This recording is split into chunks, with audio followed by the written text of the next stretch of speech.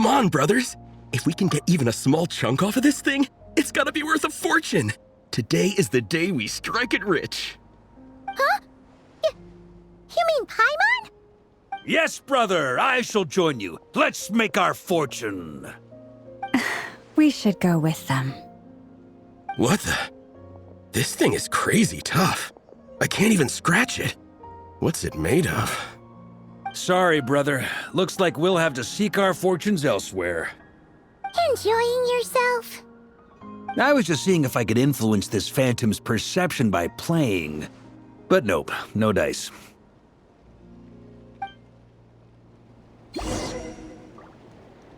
I'm sure we're all starting to build up an idea of what's going on here now that we've spoken to some of the people. These phantoms are reenacting real historical events in Nodcry. It's almost like we're in some kind of interactive stage play. We can talk to the actors, but the plot is fixed and we can't influence it. It makes sense. History is set in stone. The objective facts of the past cannot be changed. Paimon totally thought you were just goofing around earlier. But actually, you were doing some serious investigating. Of course I was. Anyway, at this point, I think we're forced to conclude that although the Phantom spaceship is right there in front of us, we aren't going to learn much about it from these people.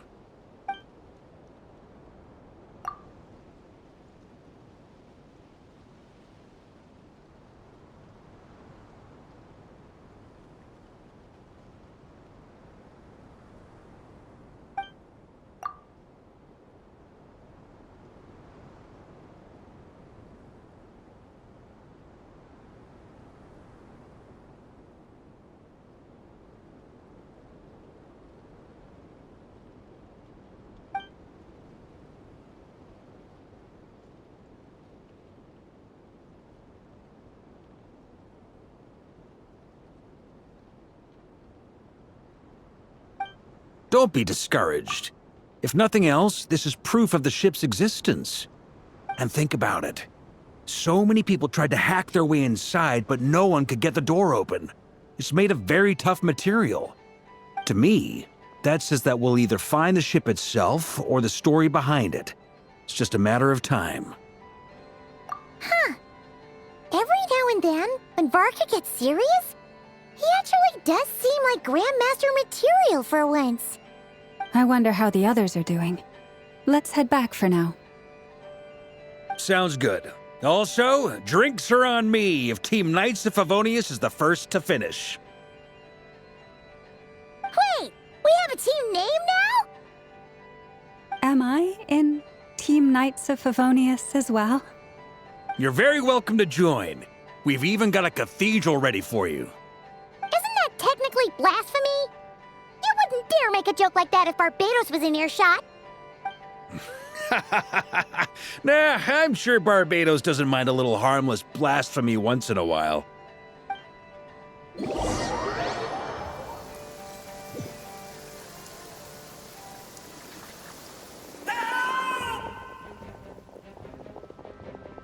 Oh, no! Get away! Oh.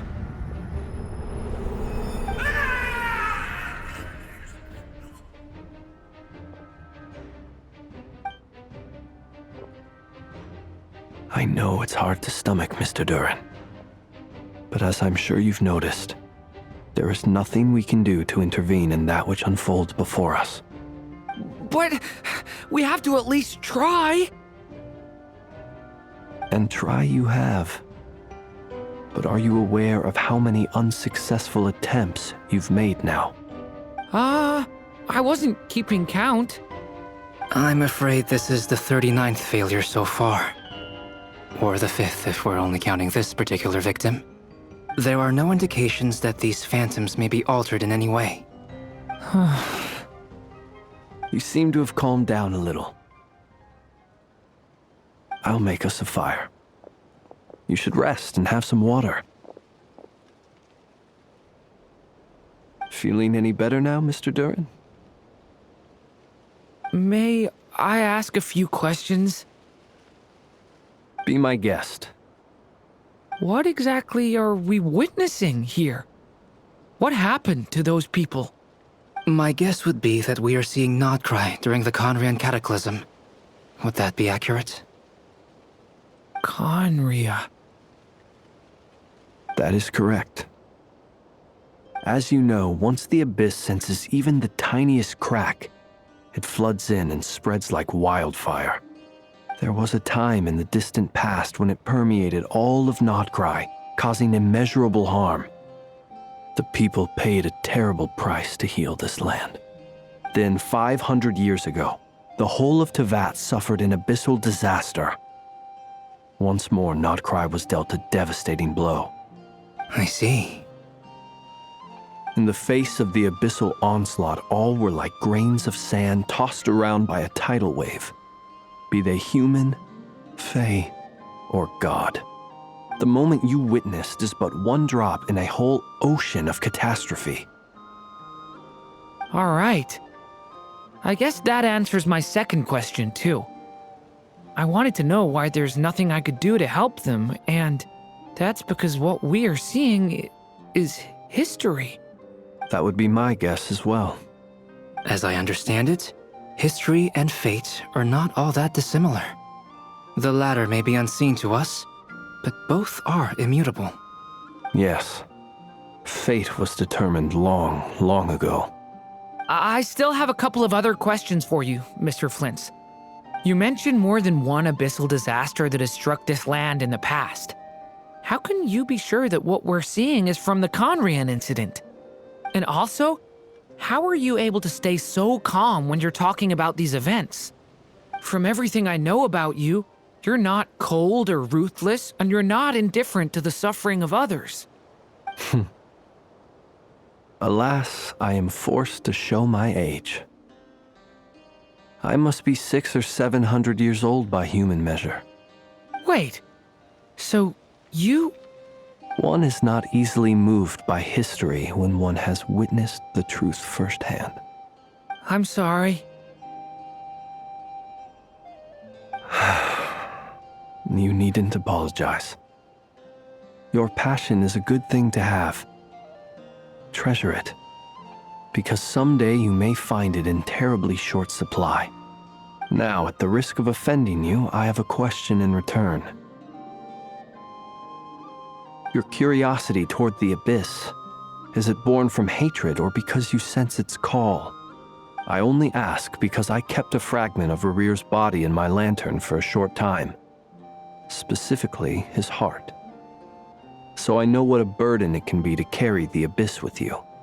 And I hear its power growling from somewhere within you. In my eyes, your mere existence is a miracle. My honest answer is...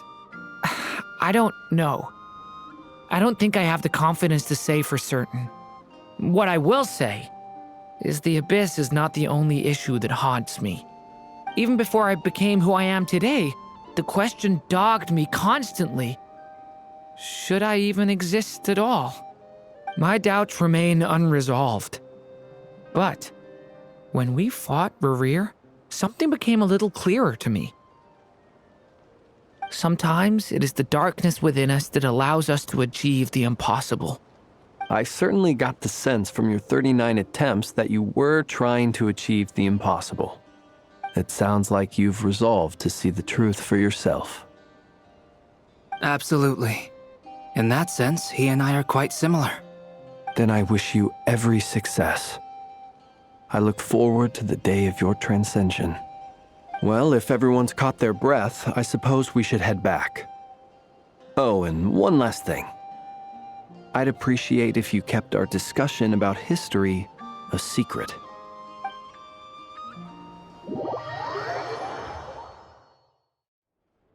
Incredibly, our separate investigations led us all to the same conclusion.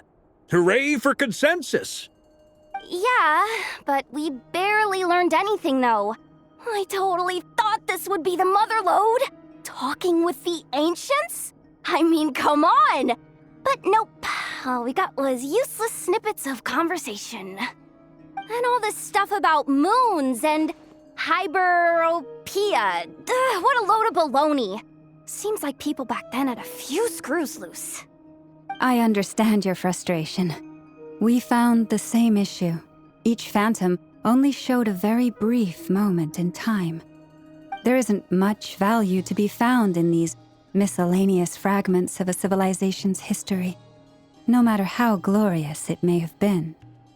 If there's a silver lining, it's that these phantoms are harmless to the present reality. They shouldn't get in the way of the festivities. Paimon agrees. And not just because it's the first thing she understood in this whole conversation. You look disappointed, Nefer. Is something the matter?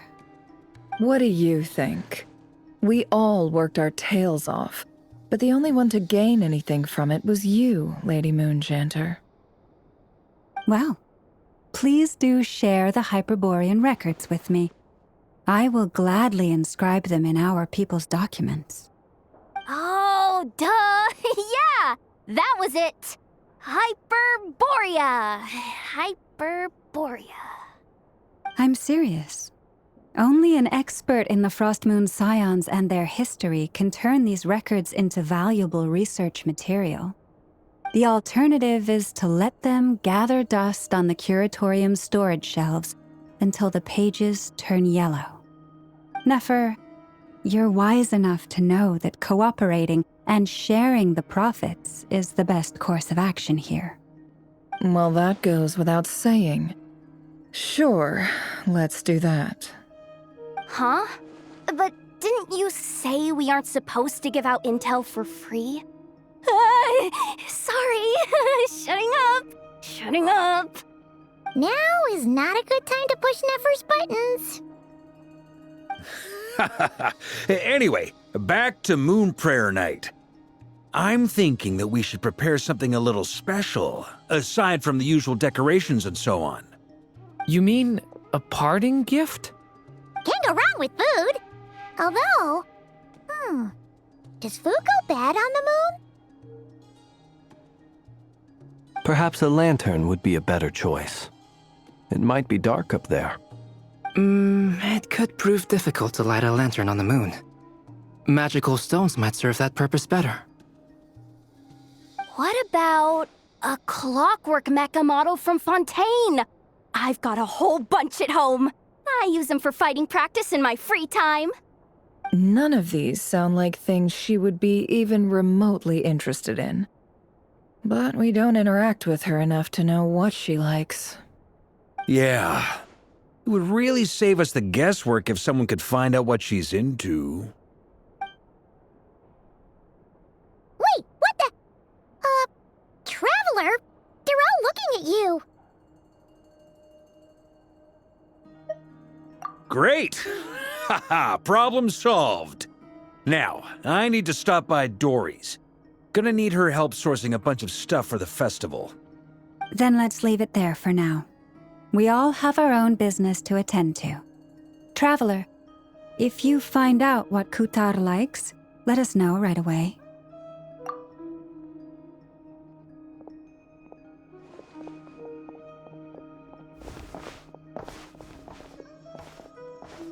Is something the matter? I'm fine. It's just... I'm still feeling a little rattled after witnessing the horrors of the Abyss. But it's okay. This is something I have to work through. I'll be all right. Thanks for your concern. Well, don't put too much pressure on yourself. If you ever feel like something's wrong, physically or mentally, we're here to talk.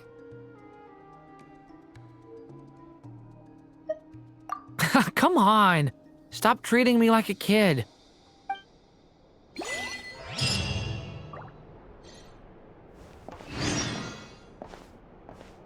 Which is why we need a lantern guaranteed to work on the moon.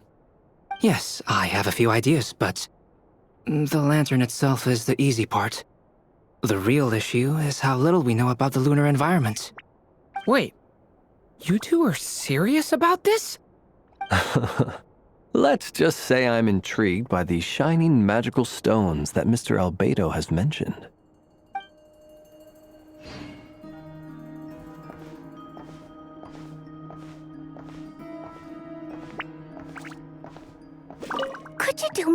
solid and try to smooth things over with Boss Neff.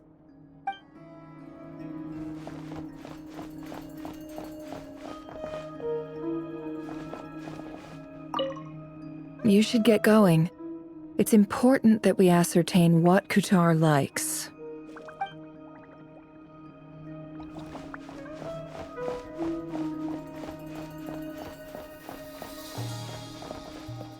Miss Lalma, would you accompany me into town? I think it'd be best if you saw the Frost Moon Scion's decorations for yourself.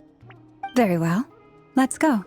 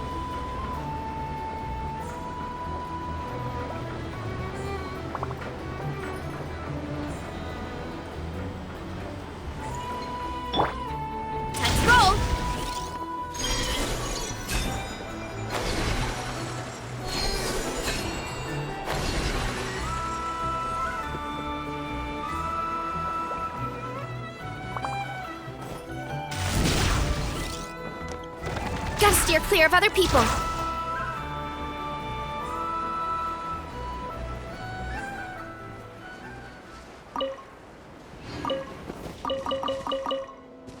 Running late again.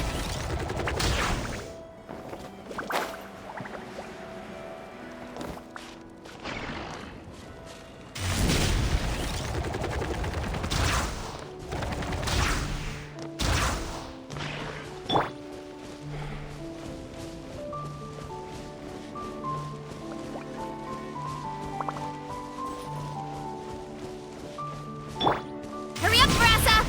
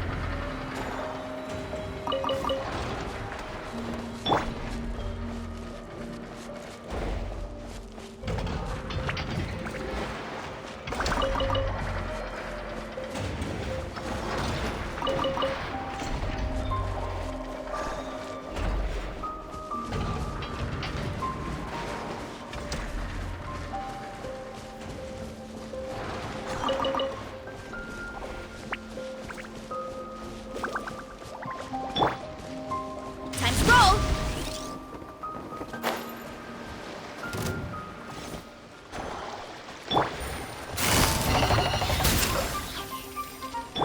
Skyward! Scatter! Yeah. Seize the skies! Heads up! Look out below! Smash down! Hut! Hut! Hut! Smash down! Ah! Game's up, Hanzo. But! Hut! Hi! Hut! Hut! Yeah! Heads up! Yeah! My strength is gone.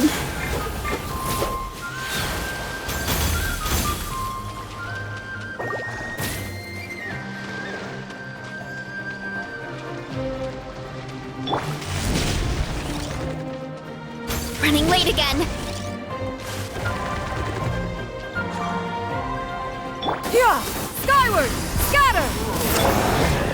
Yeah. Ha.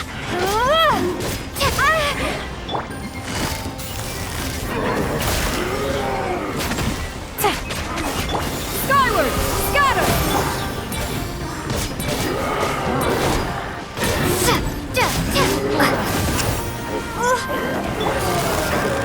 Busted! Headbutt! Oof! Make way for the...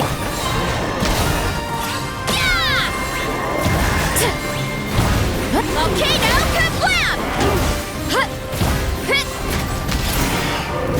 Headbutt! Here comes the catch.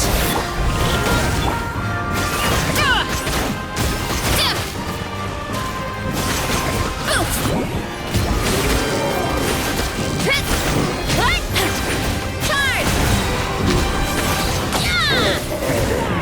Yeah! Look out below! Hero incoming!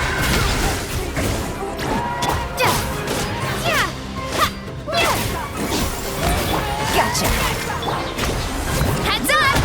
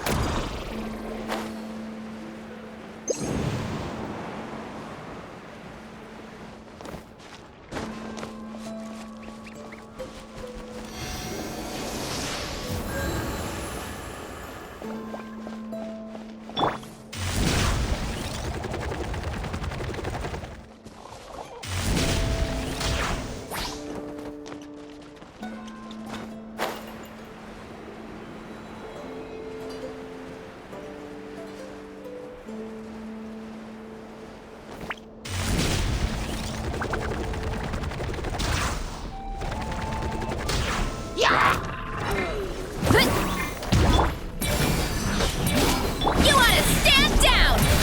Hero incoming! Hurry up, Brassa!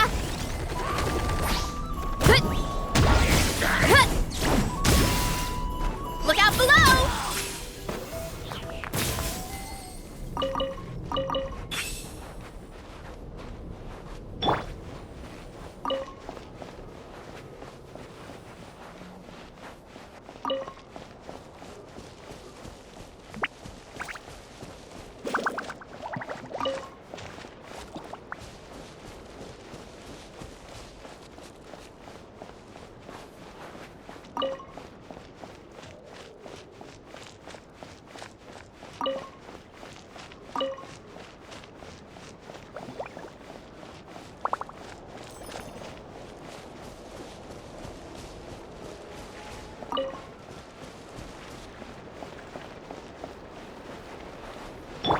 Running late again.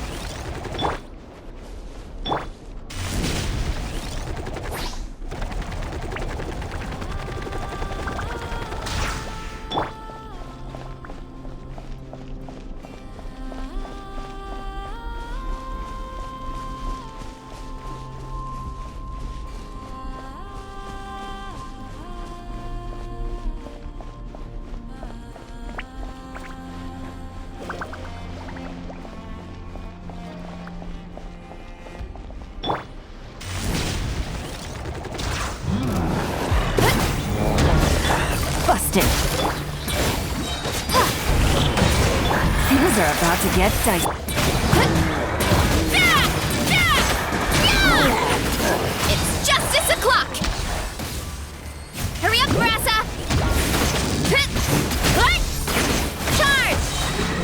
Charge! Headbutt! One fell swoop! Seize the skies! Look out below! Smash down! Kapow!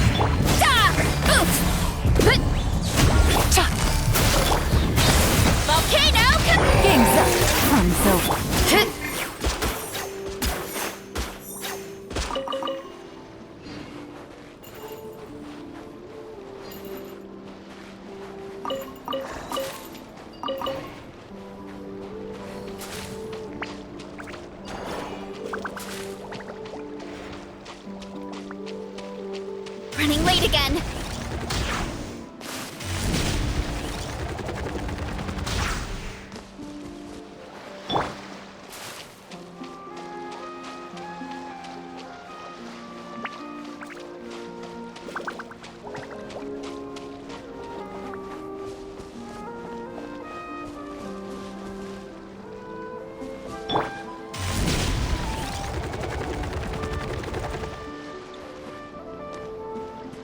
Yeah!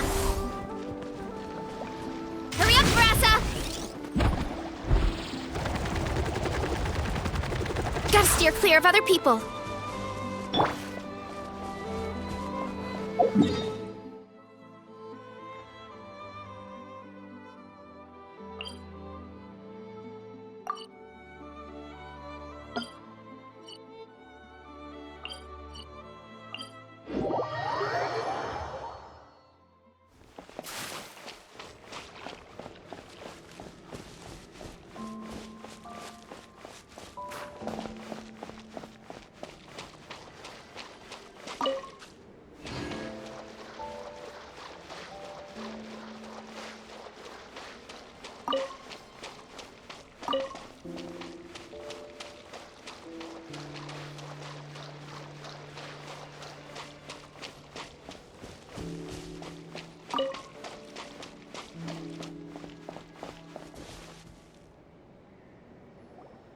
Columbina, we're back! Huh? She's not here. Weren't there a few Kuhenki here last time, too?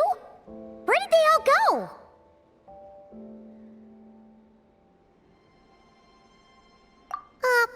Walkies? For Kuhenki? You're not pets, you know. Oh, well. Looks like we just came at a bad time. Let's try again tomorrow. There's still a few days until Moon Prayer Night, so we're in no rush. Besides, she needs time to rest anyway.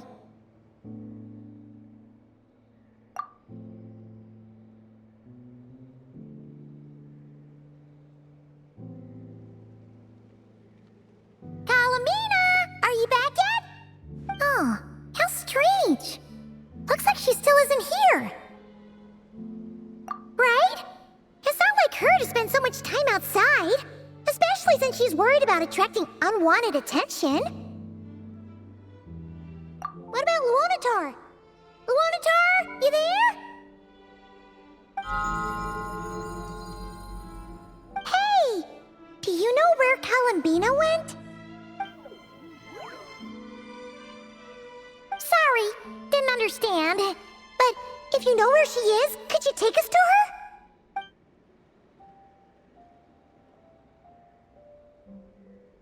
Yeah, that's even stranger. What about him? Oh, that's not good news. They change color when Columbina gets weaker, right? And they look super pale right now. Good idea. She might know what's happening.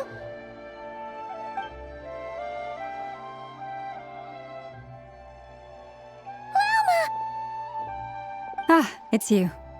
How is Kutar? Is she okay? No, she hasn't. I came here to check on her after I noticed the flowers had changed color. Based on past precedent, she must be very weak right now. Even getting up to walk would be a struggle. It seems unlikely that she wandered off outside. Not to mention that she doesn't do that at the best of times either. So yeah, this is super weird. No. Very few people are in the know about Kutar's whereabouts.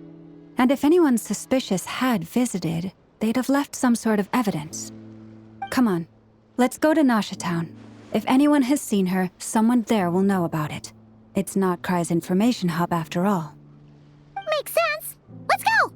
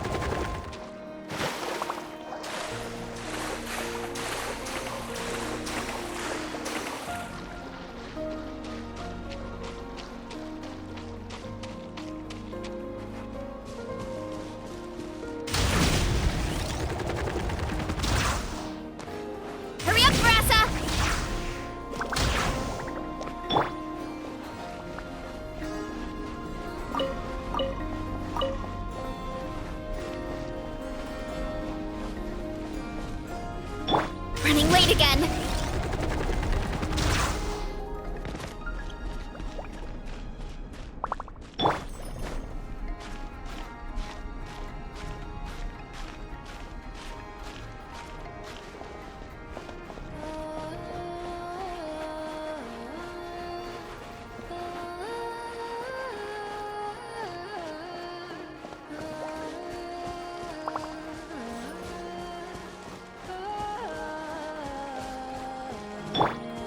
Time to roll!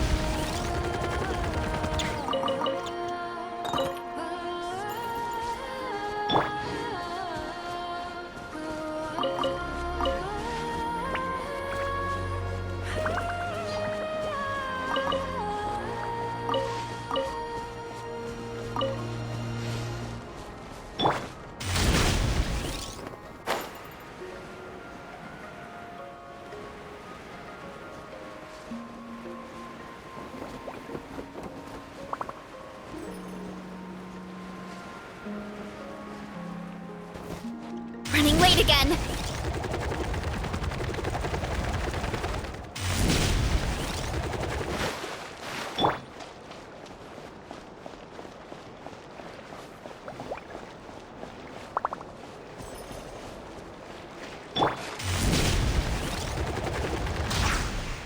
Time to roll!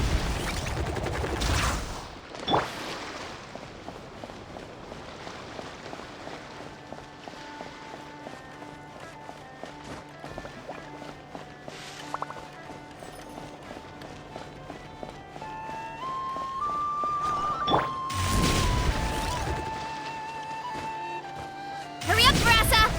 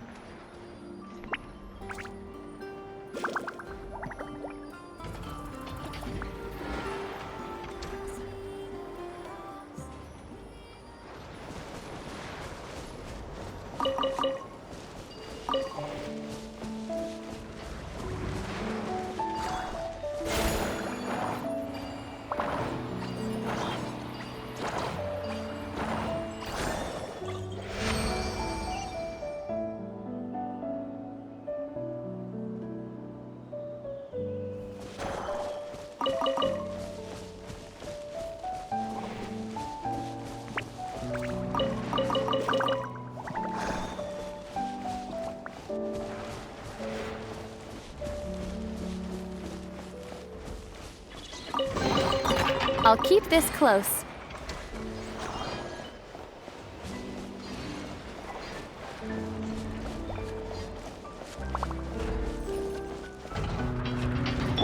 Time to roll!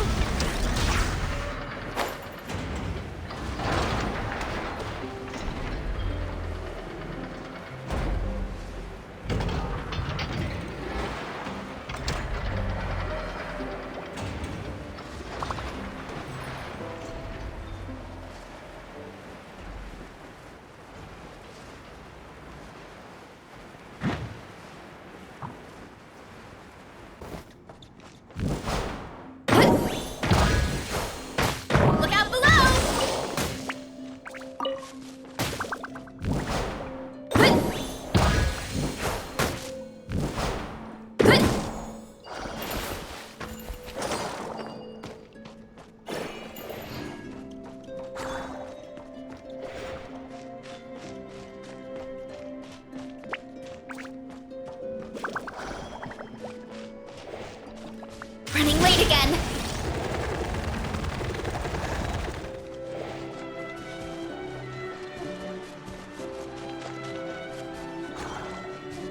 Hurry up, Brassa!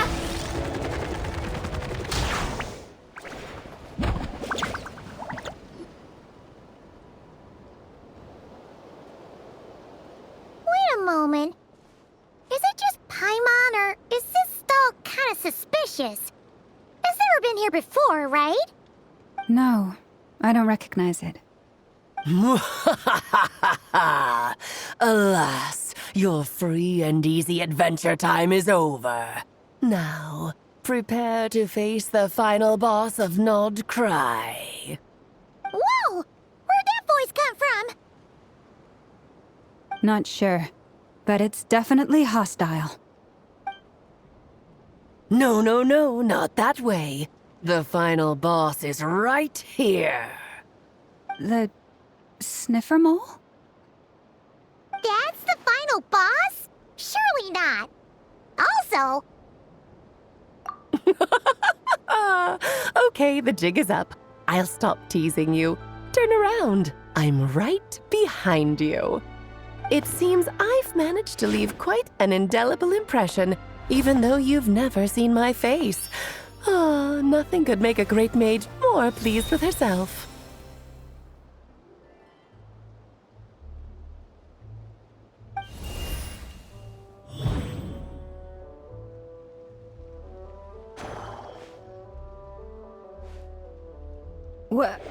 What is going on? I've heard that all the big shots in Teyvat have long, wordy titles that stun people speechless when they make their entrance. Unfortunately, none of them are affiliated with the Hexen Circle, and we ourselves keep a very low profile. The notorious name-dropping doesn't quite work for us. Still, I, for one, think I'm really quite amazing. So that didn't stop me from coming up with a title anyway. Alice! It's really you this time? Not a lantern or a Dodoko, but Alice in the flesh? Oh, that's right. So, what do you think? How does it feel to finally meet me? You look like... Oh, that's the first thing you thought. A little surprising, but that actually makes me very happy. Because that means that when Klee grows up, she'll be just as stunningly beautiful as her mother. So she's a friend of yours? Kind of. This is actually the first time we've seen her in person. I see. Madam Mage, that was, quite a powerful entrance. I certainly won't be forgetting it anytime soon. It's okay, Lauma, don't force it. Paimon will do the honors. This is Alice from the Hexen Circle. She's a friend of ours. And of Arcus, too. That's right. She's a good person, just kinda unpredictable. Well, what is the human heart if not unpredictable? Hmm? If we could not do as we please, how would we differ from machines? I am Lauma, Moon Chanter of the Frost Moon Scions. It is a pleasure to meet you. Oh, I know. Before you got here, I spent a good, 15 minutes getting up to speed on Nodcry's present situation. In other words, I've read the whole in the last episode part, so we can skip the pleasantries. Fair enough. Well, Miss Alice, I can already tell that you have quite a unique personality. He'll get used to it. Paimon sure is. So anyway, what are you doing in Nodcry, Alice? Oh, I thought I told you already. This time, I'm the final boss. And what a formidable foe I shall be. Powerful, confident, decisive, and good luck finding my weak spot. You will never succeed.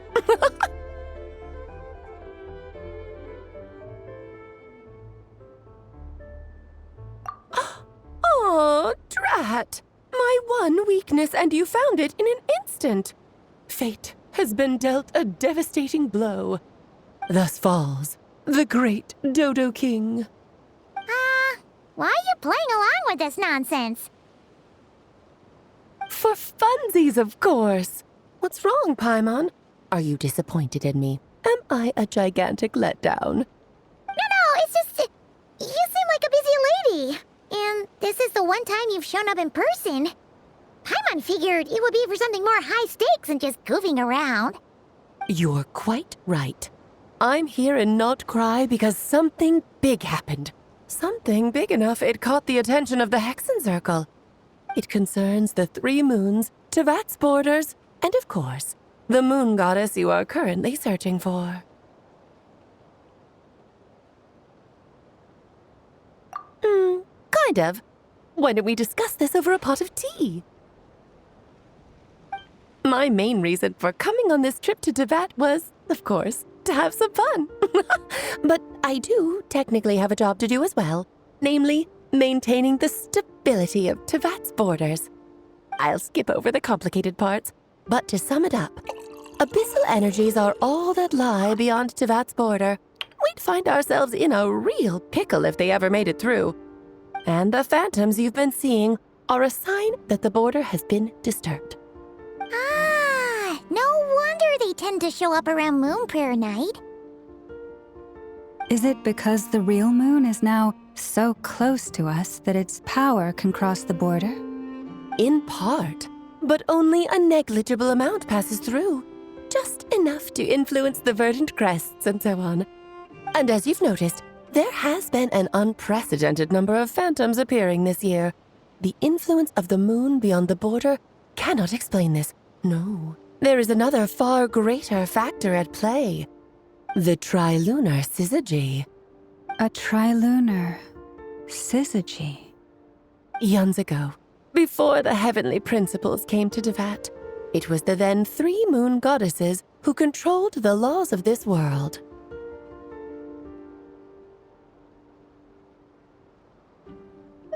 Oh, that's exactly it! The 3 goddesses split these powers amongst themselves, promising never to consolidate them into one singular body. This was meant to keep the world stable. But, fast-forwarding to the present, the eternal moon's marrow is with you, while the iridescent moon's marrow, which should never have appeared in this world, has been retrieved. Add that to the presence of a moon goddess in the flesh and... the power of all 3 moons is gathered here in Not Cry. There hasn't been an event like this since the War of Funerary Flame. And it's having a noticeable effect on Tevat's borders.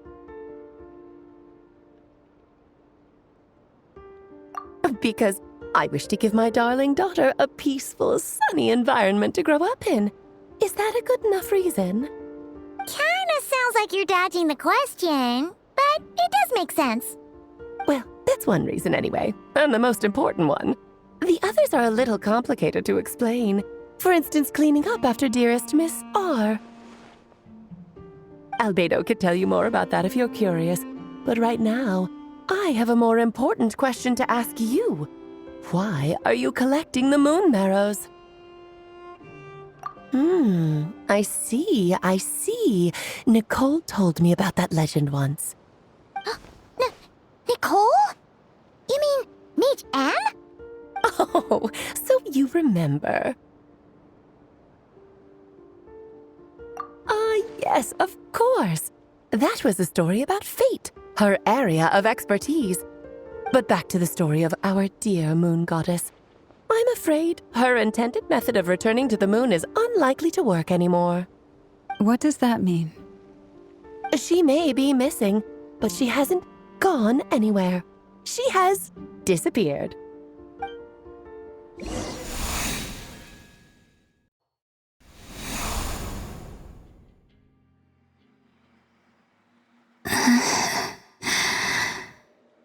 My body is so heavy.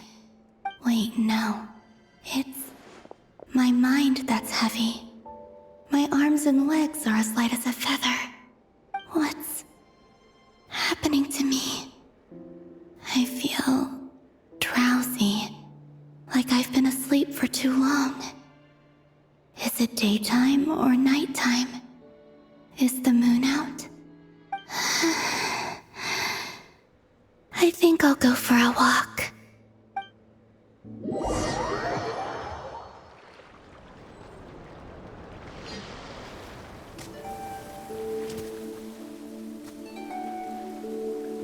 Are you out for a walk too? Huh?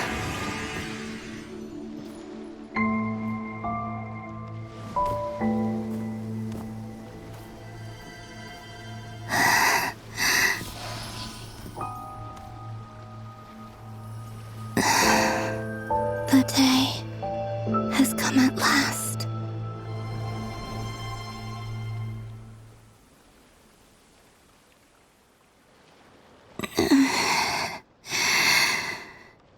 Have I grown so weak that I can't even sustain my physical form? But Moon Prayer Night is nearly here. I was so close to returning home. Death is near. Is this how it ends for me? Will I return to the moon after I disappear? Or... I don't want it to end like this. So far, at least, I still exist. Even if not physically, I can still feel. But as my power wanes, I'm sure that too will fade. I suppose I might take one final look at this world. The world where I was born.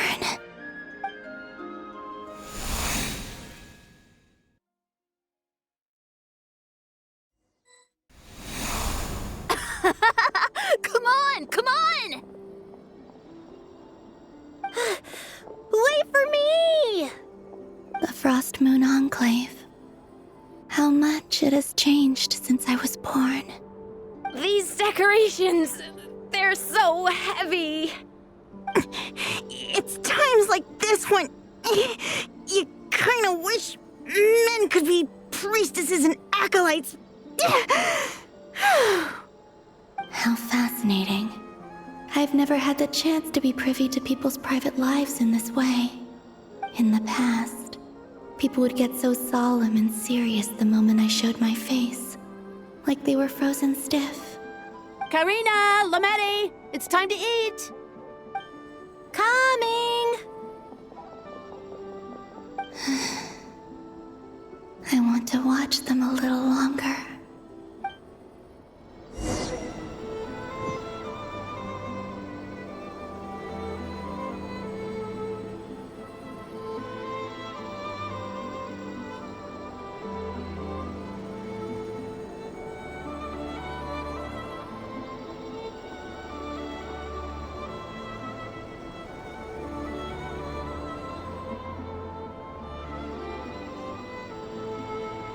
So just fill these balloons with air, right? Yep. Try a couple now to test things out. The rest can wait till Moon Prayer Night. Think fast. Rita! Teasing an acolyte of the Frost Moon Scions? Surely that's a punishable offense. Take this!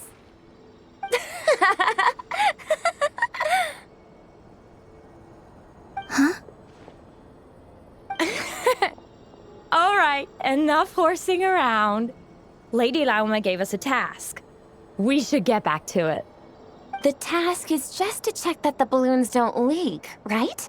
Doesn't matter if we fill them with air or water. Yeah. Okay, you got me there. And you got me there. But still, we can't use all the balloons before the festival even starts. We won't use all of them. And as long as Lady Lauma's trusted acolyte doesn't snitch, this can stay as a little secret between friends. A couple more can't do any harm, right? Oh, you menace.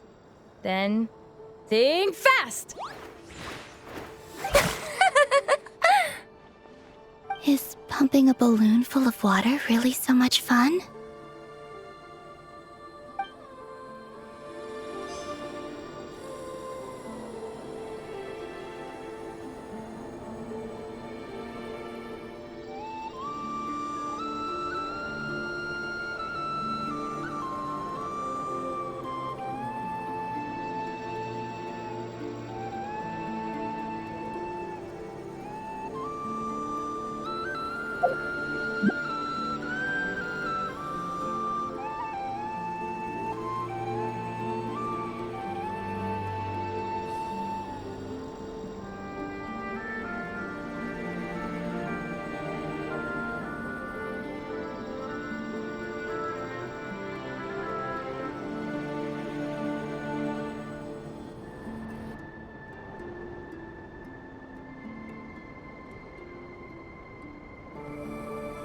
I'm sure you're both tired from playing all day. Come on, eat up.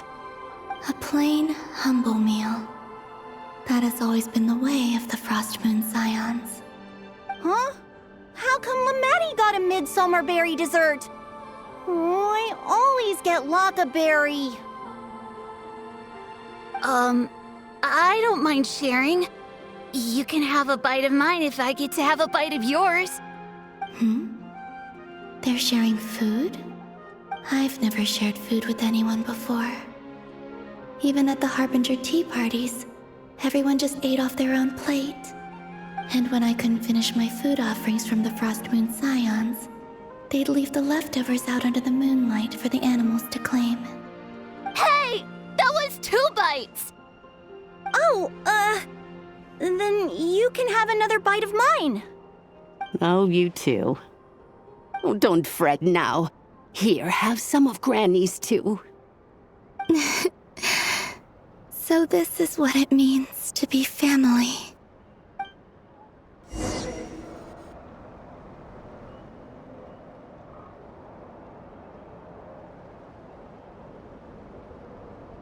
I'm seeing so much that I'd never usually get to see. They'd never act like this when I was around. It's nice, being able to just watch people in peace in these final moments. What a rare opportunity. I think I'll go take a look around Nasha Town, too. Maybe the Traveler will be there.